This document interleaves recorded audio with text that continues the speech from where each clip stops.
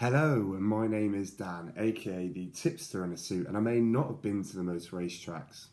I've definitely not seen the most horses, but I am the best judge of race form, that I know, and I am here to prove it.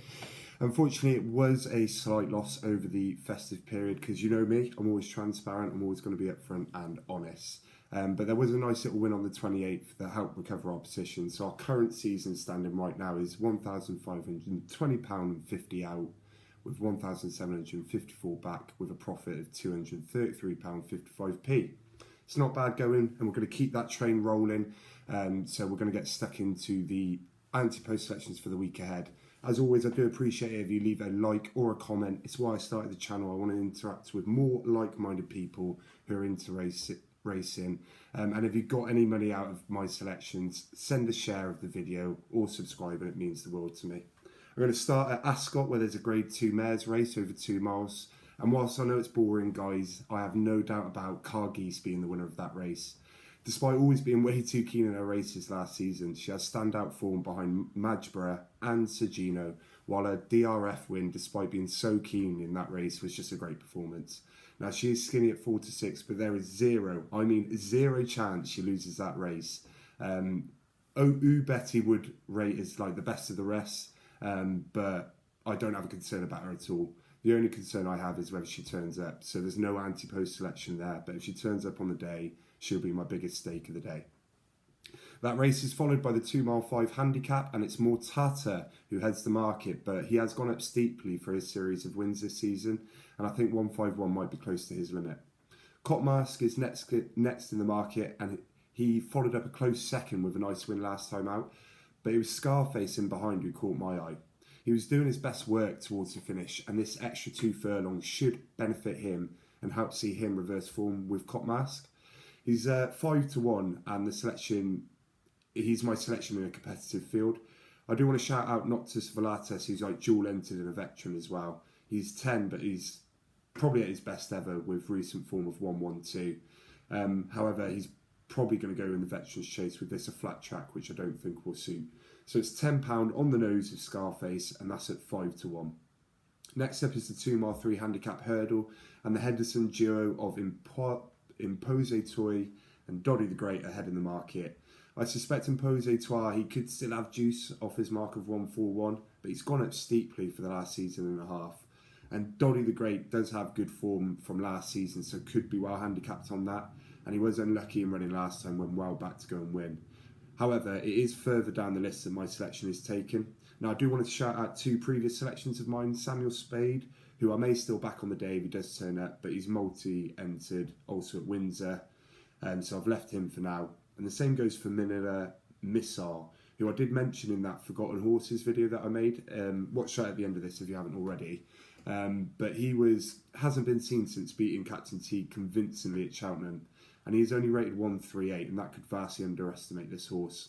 However, the selection is Goshen, as this is his only entry, and it's for this race. He's at a track he's performed well at, with right-handed being the key to this horse. He's off just 141 after only being raised £2 for his win at Exeter, and that mark is still £23 below his peak and £8 lower than this time last year.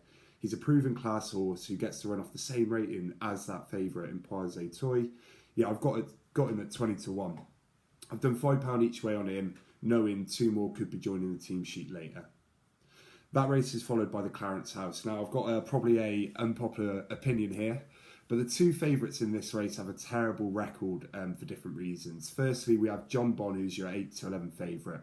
He always puts in his worst performance 3rd run of the season. Go back and check. His novice hurdle campaign, he struggled to beat Richmond Lake in my eye, which is shocking form. The following season, he limped past Calico in what was a weird race. It was a 2-horse race, but he limped past him. And then last season, if you remember, he lost to Elixir de Nuts. And it leaves me thinking 8 to 11 back John Bon, who has a track record of throwing in a stinker. The race before Cheltenham, his 3rd race of the season, so I'm swerving him. Energamine has lost to Shishkin, and then he lost to the field 2 seasons ago in this race. And he's seeking his first victory in it at his 3rd attempt. Now, his return run, his jumping was electric, to be fair, but when he was going to be asked the question by Banbridge, in receipt of £10 as well, I'm not sure he's the force of old, to be honest. Edward Stoney's getting on as well, and he was beaten by my selection. That's right, my selection is Boot Hill when they were chasing home John Bon at Cheltenham this season.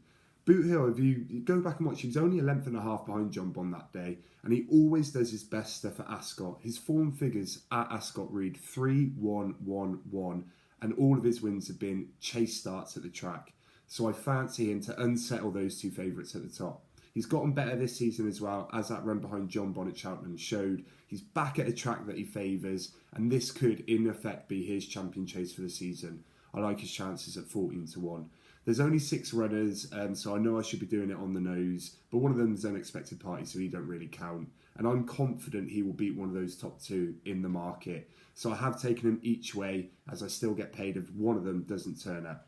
So I've done £12.50 each way at 14-1 on Boot Hill, and I'm prepping myself for the comments on that one.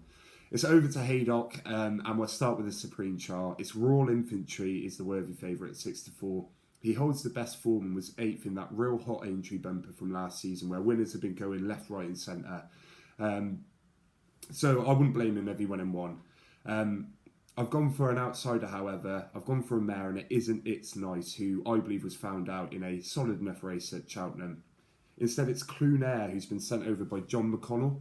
She recorded an RPR of 119 last time, and that's just one shy of That's Nice's effort in her debut win. That interestingly came at 2 miles, and that was her first crack at 2 miles, having been tried over further and won a point-to-point. She didn't appear to lack pace that day, and I think she could spring a surprise on us if this is indeed her trip. She's 20-1, so I've had a £5 each way poke on her. That's followed by the Peter Marsh, where currently there is no selection, guys. Channel favourite, I know, Royal Pagar heads the market, and he looked as good as ever when outstaying Grey Dawning, as predicted on this channel. He's rated 166 for that win, however, and that means he's given all of his rivals at least a stone. Those rivals include Trey Lawn, who was impressive in beating Iroko at the track on the same day, and is back at a left-handed track, which should suit after his 4th at Ascot last time. Sam Brown already has a £10 claimer booked, and he would also be worthy of note, who's performed well at the track on previous starts. But who am I kidding, right? Who am I kidding? It's Royal Pagal all the way, baby. Let's go. He would outdo every single one of these. He'll outstay them all. He looked as good as ever when he beat Grey Dawn, as I mentioned. And his incredible course form of 1-1-2-1-1-1, including being undefeated in this race. Mr. Van Gogh, fair enough, he looked good last time at Sandown. But he will not be beating our boy, who is 5-2, and that looks too big for me. If Trey Lawn or Sam Brown win, fair enough. I'm happy for him, that's fine. But we are not deserting Royal Pagar, guys. After what he's done for us, he's getting another 25 quid at 5-2. The Winter Millions is on as well. There's some good racing on the Friday and Sunday. I only have the one selection for now, and that is in the Lightning Novices Chase. Guys, how on earth is Cardwell Potter head of the market over Lou Desord? I don't understand it. The only thing I can think is maybe Lou Desord doesn't go. Cardwell Potter, yeah, he jumps well enough, but he was found out last time. Lou Desord, LDS, has gone from strength to strength, and he destroyed 2 decent Elliott horses at Sandown in the Henry VIII. I expect much the same, and I cannot believe he's 5-2 with Sky Bet, so I've had £20 on that, compared to 11-8 with 365. Gidley Park is an interesting runner, but I believe he'll jump all right, but he won't trouble them, because I think he's going to get a nice handicap mark for the festival in the new handicap novices race. I'll likely do posts, guys, on the Friday and Sunday with selections, so make sure you're watching out on YouTube for those posts. And for you that are watching until the end, I appreciate the hell out of you, you legends, you. And as always, I will catch you on the next one.